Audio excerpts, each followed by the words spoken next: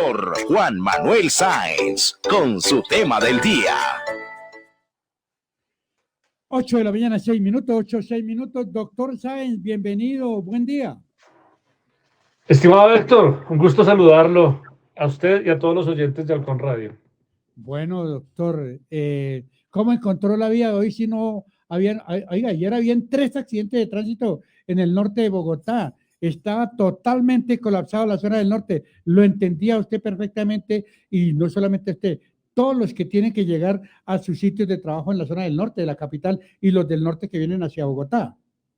Impresionante, esa vía colapsó, deberían cambiarle el nombre, eso no tiene cara de autopista, en realidad el problema de los colegios del norte que colapsa la vía durante todo el día. Si usted llega a la autopista norte entre 170 y 220, todo el día hay un taponamiento, hay un taco, hay un cuello de botella que no ha sido posible solucionar y no entendemos cómo es posible que el gobierno nacional se oponga al desarrollo de ese sector de la ciudad.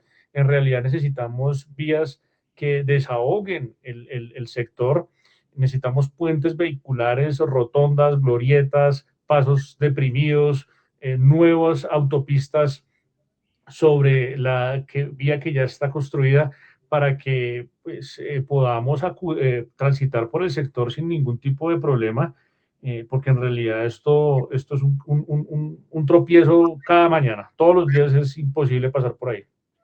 Sí, claro. No, es complicado. Sí, hablar de la autopista norte, uno ya no puede decir autopista norte, tampoco autopista sur. La autopista sur sí que es peor y es angosta y con Transmilenio incluido. Y ahorita las obras que están haciendo y dicen que la salvación es un puente que no lo vemos así, pero bueno, es Bogotá y nos toca soportar lo que venga. Bueno, doctor, en esta mañana, ¿cuál es el tema que trae el día de hoy?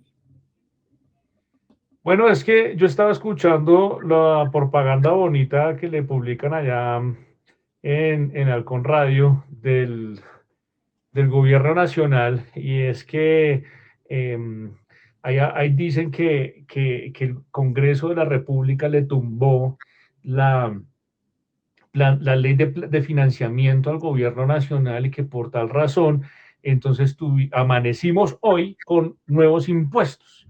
Anoche, el honorable gobierno nacional, Ministerio de Hacienda y Crédito Público, expidió el decreto número 240 de 2026. 12 de marzo de 2026, anoche a la medianoche, mientras usted dormía, usted y yo y todos los oyentes dormíamos plácidamente, pues allá nos ponían impuestos y nos decretaban impuestos. Y resulta que, pues es bastante curioso que el gobierno se apoye en el artículo 215 de la Constitución Política, en virtud del cual, abro comillas, cuando sobrevengan hechos distintos a los previstos en el artículo 202 y 213 que perturben o amenacen perturbar en forma grave e inminente el orden económico, social y ecológico del país, o que constituyan grave calamidad pública, podrá el presidente, con la firma de todos los ministros, declarar el estado de emergencia por periodos hasta de 30 días en cada caso, que sumados no podrán exceder de 90 días en el año calendario, cierro comillas. Y entonces el decreto 240 nos colocó 4 impuestos. Amanecimos con 4 impuestos en Colombia. Impuesto al patrimonio para multinacionales, impuesto para juegos de azar operados por Internet, impuestos a sucursales de sociedad extranjera que tengan patrimonio superior a 200.000 VTs y un proceso de normalización tributaria. Para todos aquellos que deban impuestos y que los tengan atrasados, entonces van a poder iniciar procesos de normalización tributaria para pagar sus obligaciones tributarias atrasadas. ¿Qué me parece bonito? Y que en medio de lo malo, pues hay que hablar de lo bueno. Y es que hay una reducción transitoria de sanciones tributarias, de deudas tributarias que se deban, que estén en mora al 31 de diciembre del 2025, va a poder pagar el 100% de la obligación tributaria sin intereses. Eso es una cosa maravillosa. Entonces, pan y zanahoria, o sea, perdón, palo y zanahoria. ¿Cómo es que es el dicho, Héctor? No, no me lo sé. Bueno, ¿Cuál es? entonces, claro, al burro lo tiene usted con zanahoria y a punta de palo, para que se mueva. Entonces le da palo y le da zanahoria para que el burro se mueva. Así nos tiene el gobierno. Y en realidad, pues, mire, señores oyentes, no se trata de criticar por criticar, ni de oponernos, porque más allá de la ideología política que cada uno pueda tener, hay algo muy claro y es que en Colombia existe la constitución política. Y en derecho nos enseñan algo que se llama la pirámide de Kelsen. Y la pirámide de Kelsen dice que en la pirámide, en la punta, en la parte más alta, está la constitución política. Y de ahí para abajo están las leyes, los decretos, las ordenanzas, los acuerdos, los decretos. Y resulta que la constitución política está en la pirámide, en la punta más alta, y el artículo 150 nos habla que no es preceptúa un principio que se denomina no hay tributación sin elección, sin representación. Y quiere decir que es el Congreso de la República quien debe establecer los impuestos, tasas y contribuciones. Es el Congreso de la República. ¿Por qué? Porque es el que fue elegido por la nación, por quien ostenta la soberanía popular en Colombia, fue elegido para que nos representara y tomara la determinación de qué impuestos o qué leyes nos van a gobernar o se van a aplicar en nuestro país.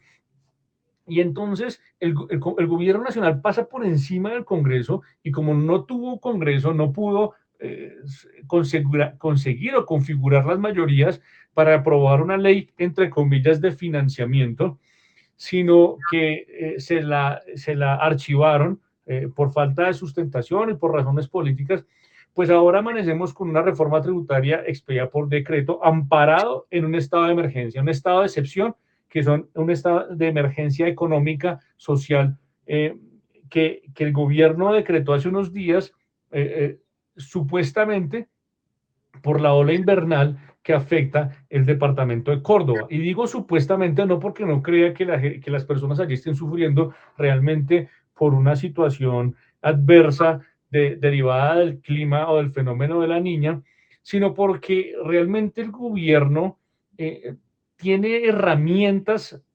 constitucionales y legales para enfrentar la crisis. Y fíjese que el gobierno no quiso recibir la ayuda de otros países de Latinoamérica que nos brindaron ayuda para mitigar eso y no la quiso recibir. Y adicional a eso, el gobierno nacional y local no han realizado las obras de infraestructura para reubicar a las familias que están en esa cuenca o para realmente evitar que esas inundaciones se sigan realizando o se realicen o cuando venga el fenómeno de la niña, perdón.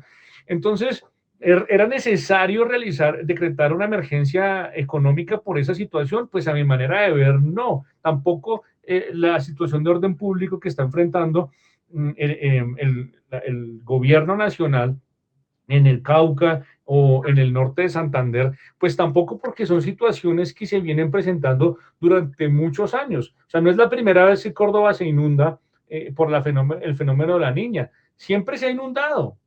Entonces el problema del río Caregato, de ese lugar de Caregato, que no han podido dragar, que no han podido contener, eso lo vienen haciendo desde hace muchos años, que la corrupción o la negligencia del gobierno territorial no haya podido mitigar eso, es diferente y eso no es nuevo. Entonces, a mi manera de ver, las circunstancias que Se cortó. Ah.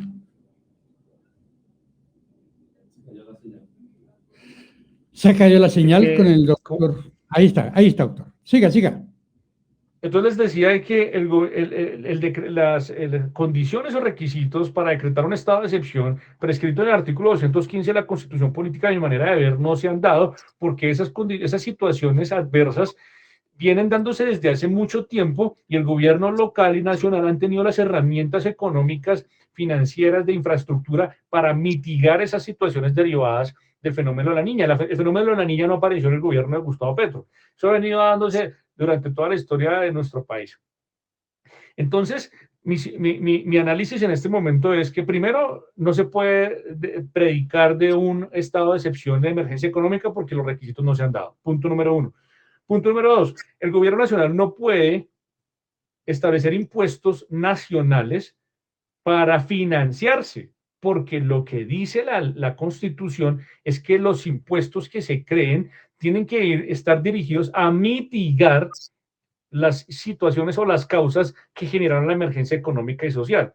Y lo que estamos viendo es que el gobierno nacional y el Ministerio de Hacienda nos imponen unos impuestos o le imponen unos impuestos a las empresas que dicen ellos multinacionales, a los juegos de suerte y azar en Internet, para financiar su plan financiero, no para mitigar las causas que generaron el estado de excepción de emergencia económica.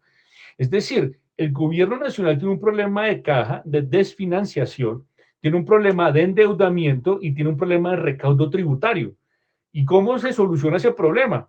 Pues tiene que generar más ingresos, tiene que hacer que el riesgo país disminuya para que sea amigable con las empresas extranjeras para que vengan a Colombia a invertir, no para que se vayan. Entonces, el gobierno nacional se está arropando con una cobija corta.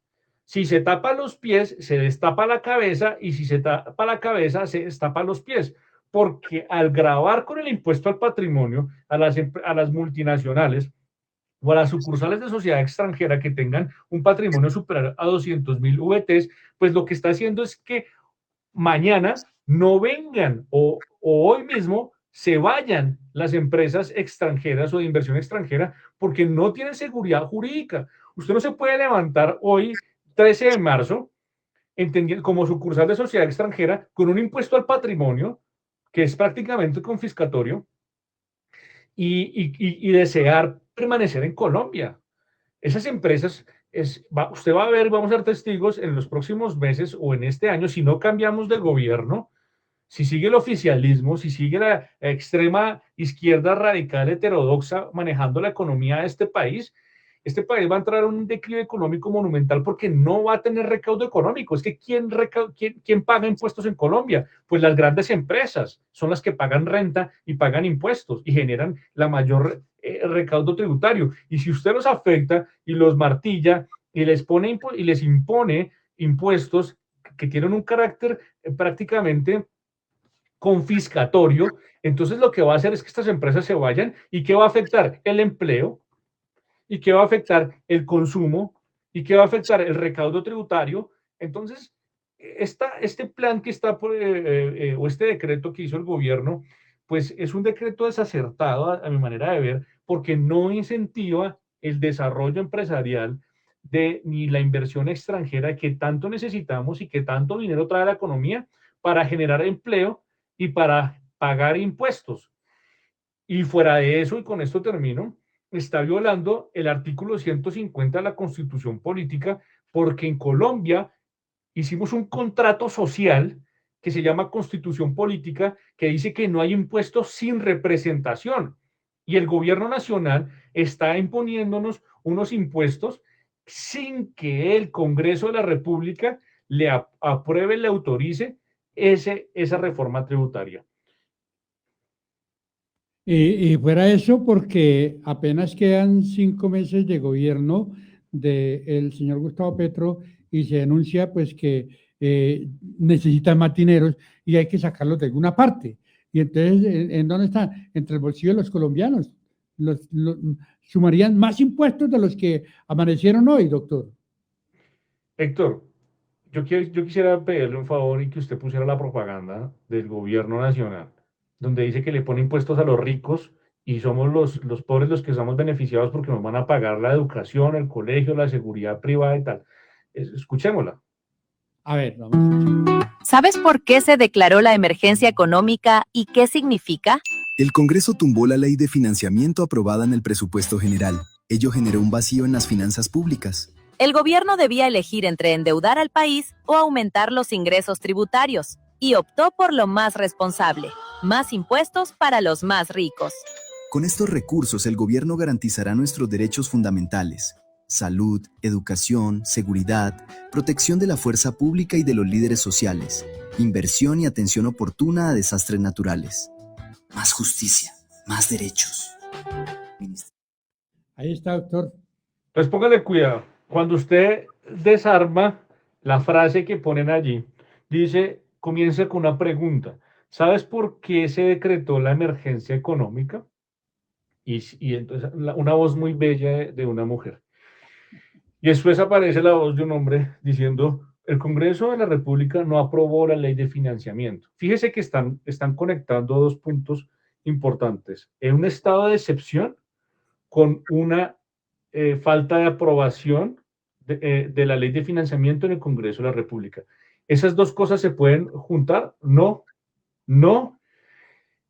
La Constitución política es muy clara que cuando acaezcan situaciones graves de calamidad pública que atenten con el Estado, con la economía del país, con el orden económico y social, situaciones calamitosas, graves, inesperadas, que no no había forma de prever, que no había forma de contener, ¿sí? Pero es que estamos hablando del fenómeno de la niña, que en Colombia todos los años, desde que yo tengo 43 años y desde que nací, hay fenómeno de la niña. En Colombia, en los años 90, con el gobierno del expresidente César Gaviria, nos hicieron vivir una época de racionamiento eléctrico, de racionamiento eléctrico, porque no había hidroeléctricas que producieran energía eléctrica y que pudieran abastecer el consumo cotidiano de esta nación. ¿Y por qué? Entonces, porque no sabíamos que teníamos que construir termoeléctricas ni hidroeléctricas, y ahí nació un plan muy interesante para evitar que eso pasara. Y entonces, Colombia vive del fenómeno de la niña y del fenómeno del niño para producir y generar energía eléctrica. ¿Qué quiere decir eso? Que nosotros en Colombia tenemos mapeado desde todas las entidades, desde toda la ciudadanía, cuándo comienza el fenómeno de la niña y cuándo comienza el fenómeno del niño, cuándo es más grave, cuándo es más y cómo se espera y cómo se pronostica que se manifieste en los próximos años o los próximos meses. Eso no es nuevo. Y entonces ahora el presidente de la República viene a decirnos que no, es que es el calentamiento global que ha generado todo esto, entonces necesitamos una cantidad de impuestos para poder financiar. Y fíjese que ni siquiera en la propaganda que ellos les obligan a poner allá, entonces dicen, ah, no, es que es para financiar las personas que están víctimas de las inundaciones, porque es que hay personas desplazadas, porque es personas que están muriendo. Esa propaganda no dice eso, ni siquiera tuvieron la inteligencia de escribir algo, de hacer un relato bonito del discurso en esa propaganda, sino nos dicen, es que el Congreso no aprobó la ley de financiamiento y la necesitamos para pagar la fuerza pública, la educación, la seguridad y los demás gastos del Estado. Entonces, eso es un estado de emergencia, Héctor. Eso se lo pregunto, señores oyentes, es un estado de emergencia. Pongámosle un poquito de sentido común y leamos lo que dice el artículo 215 y entendamos que el gobierno se está aprovechando indebidamente de una herramienta de estado de excepción para buscar un beneficio y cuadrar caja. Eso es lo que está haciendo el gobierno.